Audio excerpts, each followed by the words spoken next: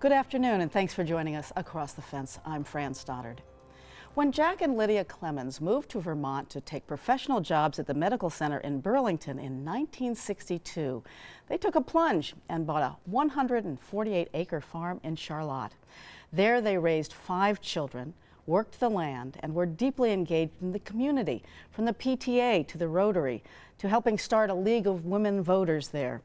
Today, the farm is in transition from a private, family-owned farm to a nonprofit organization. To tell us more about that is Lydia Clemmons, now in her 90s, and her equally energetic daughter, also Lydia, who holds a doctorate in medical anthropology. Welcome, Lydia and Lydia. It's great to have you here. Thank you. Great to be here. So, Lydia, why did you and Jack buy a substantial farm when you came to Vermont to work for the hospital in Burlington? It's a leap for anyone. We didn't come to Vermont seeking a farm, but when we were shown land around in a place we might want to live, I wasn't with my husband on that first trip, and he fell in love with the farm. We had thought when we were in Wisconsin that we would buy a house with land. In fact, we would have. And that house, of course, was right next to a rat farm, which was used for experiments. So when we came to Vermont, he was in the farm mood, and he was thrilled when this land became he found out it was available. So how did you manage the farm while you're both working as professionals, he as a physician and you as a nurse anesthetist? How'd you manage? Well, I get up every morning at 5 o'clock. I could tell the time by the sun, but I didn't need a clock to tell me. And for the first few years when I was busy having babies, I was allowed the pleasure of staying home. After that, I went back to work. Right. But it was easy. Just get up early enough every morning, 5 o'clock a.m. That's the trick. I'm sure a lot of our viewers could relate to that. So, Lydia, could you tell us what the farm was like growing up? Well, we watched some footage, beautiful footage of your land and its historic buildings. A little bit about the farm and what it was like growing up there. Fran, it was a child's paradise.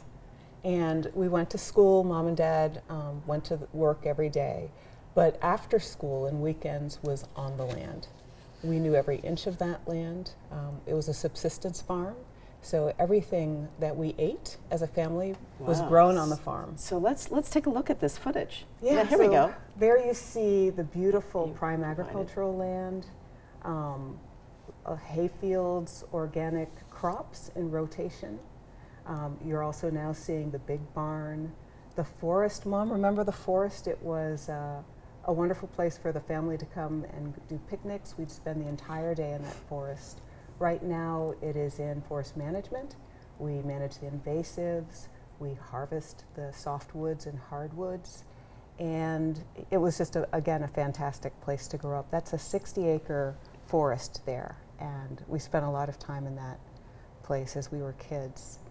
And when you say subsistence, you really worked the land for your own family. You canned and everything. Yeah, I like to say that about the only thing we didn't grow on the farm were the cornflakes. What else? Cornflakes and Twinkies. Everything else, the wheat, corn, vegetables, huge vegetable garden, dairy, meat, eggs, poultry, the whole shebang. Wild fruit. So you had livestock as well. Livestock. Just enough for the family. And it was preserved for the winter. Yep. Yep. You know, we had from one growing season to the next, we had enough food preserved, which we had a very lovely basement. Kept that in, so from one growing season to the next, we had vegetables, fresh vegetables, which were fresh in the freezer. Oh, yeah. Which you would put away in these beautiful buildings. Yes, so there are 6 historic buildings on the property. Right now you're looking at the historic barn house, which my dad renovated and put together a granary and a cow barn. We're flying over now the big barn and the shed, which was the dairy barn. That's where we had the cows, the sheep, the chickens, the horses. That barn was vibrant with animal life. And the top of the barn was a hay barn. What a way to grow up. It was fantastic. It was absolutely fantastic. And it was really wise of my parents. What do you do with 5 kids to keep them busy? That's what we did to keep busy. Okay. Yeah. It's absolutely beautiful. And you know, realizing that tragically tens of millions of acres owned by African Americans have been lost since World War I, a million farmers down to 2,000 in that time frame, due to a number of reasons, among them the Great Migration, but also biased banking and government policies. What does your farm mean in the context of that big picture? Well, growing up, you know, our parents had always tightened the belt and made a decision to keep the land. I remember as a child there were always discussions about should we sell the land, should we sell a piece of the land. And for nearly 60 years we've kept the 148-acre property. Wow. It wasn't until I came back from my career in Africa and did some research that I realized our farm is one of just 0.4% of all farms in the nation that are owned by African Americans. Wow. And that African Americans nationwide have lost 93% of our land assets over the lifetimes of my parents.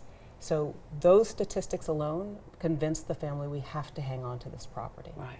And it's been that same acreage since the 1700s. I think so, yes. I looked in the town records and went back as far as the early 1800s, always 148 acres. Oh, it's fantastic. And so this is really a farm for much more than just your family now. Yes, yes. So today the farm is going through transition. Both of you have helped bring to life. We have a video that shares some of that new energy. So as we take a look, Lydia, could you tell us what's happening here? Well, we had an incredible opportunity through a grant from Art Place America.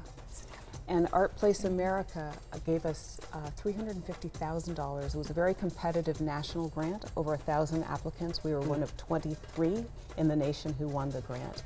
And it's to use art, culture, and place to build community. And so what you see here are some of the artists who've won many grants from the Clemmons Family Farm, thanks to that grant from Art Place.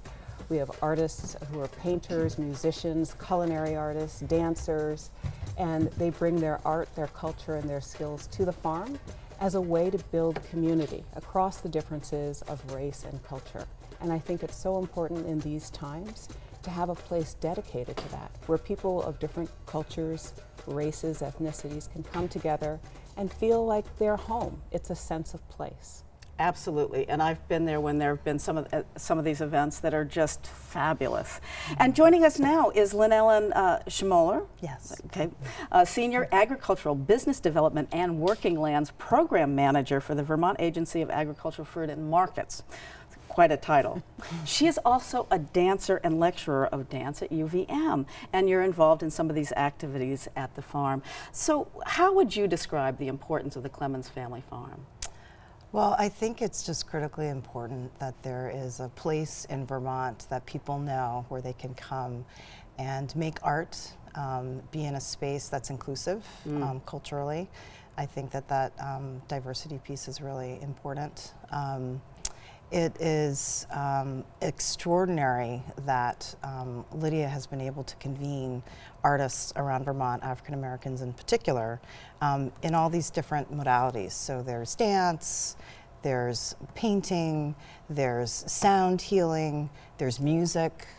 It's just such a lovely place to be. Right.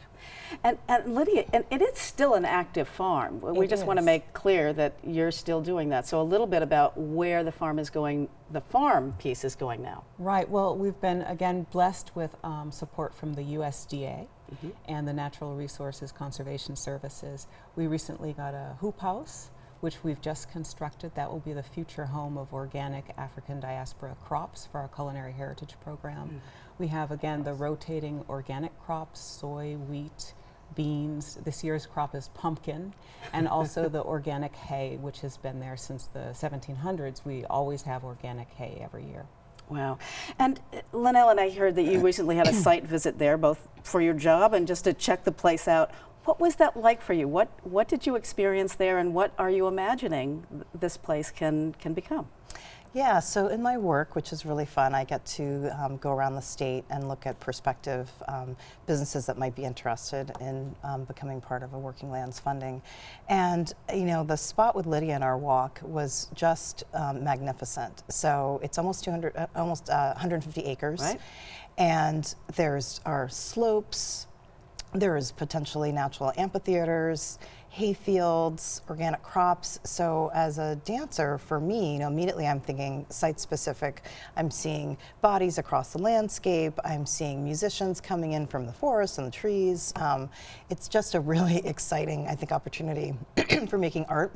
Right. And also for the agriculture piece. Right, because that's your everyday world is agriculture. Yes, so, right. But what you see is what it can become for a dancer. I love that. So Lydia, there are all these incredible, lively and intimate events that go on at the farm.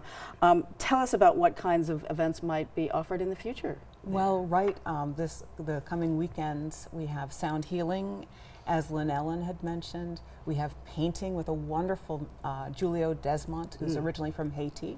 All of our artists are Vermont residents, but are often coming from different places.